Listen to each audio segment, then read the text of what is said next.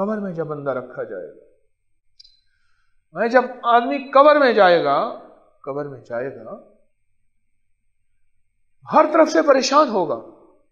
اور ایک روایت میں یہاں تک ہے، ایک فرشتہ ہوگا جو ایک کنکر اٹھا کے پھینکتا ہے. غور سے دیکھیے گا، کنکر اٹھا کے پھینکتا ہے ان لوگوں کو جو دفن کرنے آئے تھے، اور ایک لفظ کہتا ہے جاؤ آج کے بعد اسے بھول جانا. اور آخرکار بھول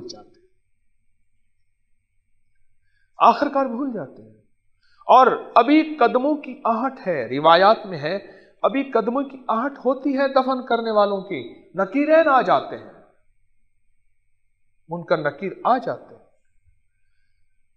ایک خوبصورت ساتھی جوان قبر میں دائیں بائیں دیکھے گا کوئی نہیں، کہے گا کیوں پریشان ہے؟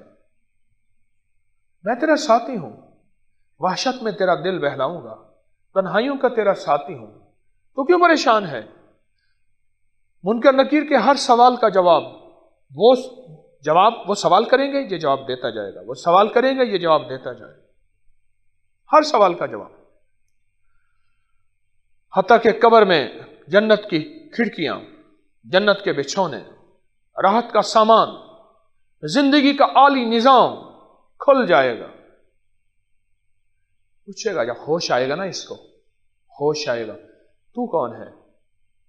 کہا میں تیرا دوست ہوں، وہ درود پاک جو دنیا میں تو اٹھتے، تو بیٹھتے، تو سوتے، تو جاگتے، تو چلتے، تو پھرتے پڑتا تھا.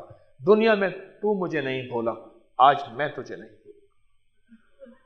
اچھا میں یہاں نہیں، قبر میں نہیں، حشر میں، محشر میں، پل صراط میں، ہر جگہ تیرا ساتھی ہوں.